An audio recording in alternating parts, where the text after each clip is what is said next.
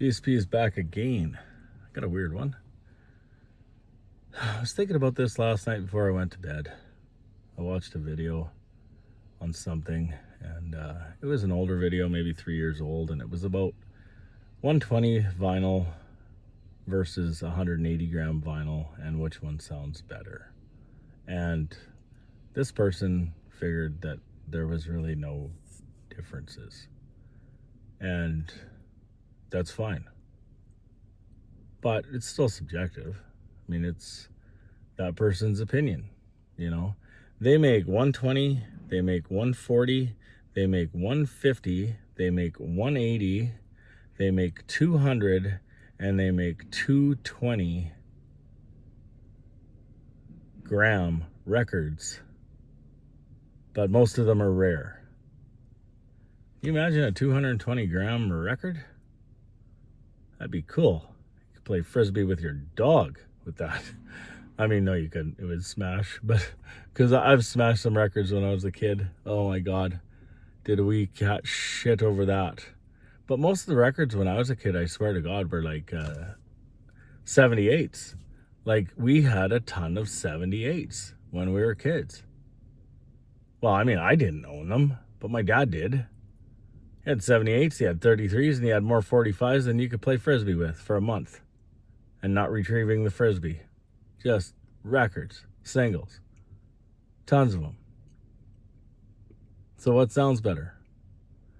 Well, let's think about the simple math on this.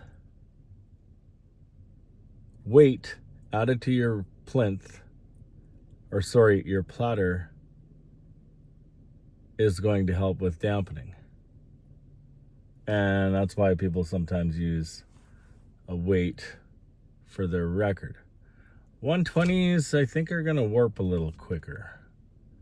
I noticed that I've got a couple of 120. Well, I've got more than a couple 120s, but some of them do this when they're riding on the record player.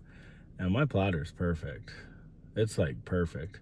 I don't even know if I put a little drop of water on it if it would run off, because the level is just scientific, man. I got her down. I got her dialed. Because I've got that level bubble, right? That is a weight for the center of my record player. I didn't want that one that said Metallica. I didn't want one that said this. I wanted one I could physically use, which had a level in it. Because there's method to my madness, and if I can't use it, I don't want it. That's why I don't like Christmas gifts. You know, my wife, she's like, what can I get you for Christmas? What can I get you for Christmas? I don't know, but as long as I can use it, get it for me, you know? And my wife's kind of an artist and stuff, and I prefer it, like, if she were to, like, spend a whole bunch of time and, you know, write out a poem and then frame it. That's a Christmas gift to me. Because the truth is I wind up buying myself Christmas gifts all year long. Whether it be a new drill or a new coffee cup because I ran one over, or, you know, a new blender because I blew it up. I almost thought I had to buy a new Vitamix the other day, but it was actually the power cord, so I ended up changing, well, not the power cord, but the power, the actual power. I had to become an electrician for 5 minutes to fix it. Take the receptacle out and put a new receptacle in. I don't know if the ground was bad or whatever. It runs in conjunction with my dishwasher. It's just off to the side of my, not an island, but whatever. It's part of my kitchen. You'd have to see it. Maybe I'll do a video on that. Anyway, there is no way to prove that 180 is better than 120. There is no way to prove that 120 is better than 180. Mathematically, using physics, the 180 is better, especially if it's a first pressing, especially if it's good by done by the right people. You know, everyone praises MoFi records. There's been a couple of bad things said about them. I think I own 2 MoFis. I don't have a problem with them. They're nice. But most of the records I get lately are Rhino, or I've even gotten one. Well, the used ones, they can be Epic, they can be MGM, they can be all kinds of things.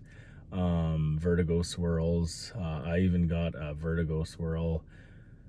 It was a repressing the other day, which was Masters of Reality by Black Sabbath, and I just love the Vertigo swirl. I just love the way it looks. I love the magical way it looks, and it's just so old school. I'm so old school. I've got old school written on my fender on my Harley. Old school. I just like it. I like old school things. I'm not talking about, I like old school amplifiers and stuff like that, but I also really love new technology. I've been shopping for technology since I was probably 16 years old. My favorite stores to go to were Future Shop, Best Buy, Visions Electronics, the 2 local hi-fi shops in my town, and sometimes London Drugs. They had cords and iPads and computers, and I'm talking electronics in general. And now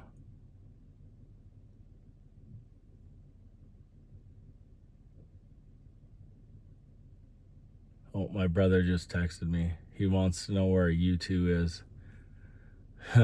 That's funny. My brother. He's the biggest U2 fan in the world, and he's probably referring to my songs of the day. U2, Joshua Tree, anything Joshua Tree. That was their best album, I think. Octong Baby. Never mind. I'll just do a U2. I'll do a U2 one, because there is that for sure. I don't know. I love vinyl. I hope you love vinyl. I love the intimate connection I have with it. I really do. Anyway, these are just my thoughts. Does anyone have a copy of a record that's made in 120 and you accidentally have the same record that's in 180? Is it remotely close to a first pressing or a second pressing or a third pressing, or just a C, a third C, or a 1B or a 1D or whatever they are? Because that's the person we need to do this comparison. Because I'm not the guy. I could order 100 albums. They're all going to come in identical. They're all going to come in 180 grams or 120 grams. The Ozzy Osbourne one that I just got is 120 grams. I need one in 180 grams from the same company that I won't get. And which one sounds better? No one's going to know. You're just not going to know. This is a dumb argument. I just think it's a dumb argument. I don't like it. Tell me if I'm wrong. Tell me if I'm wrong. Seriously, tell me if I'm wrong, because I don't know. I can't see it.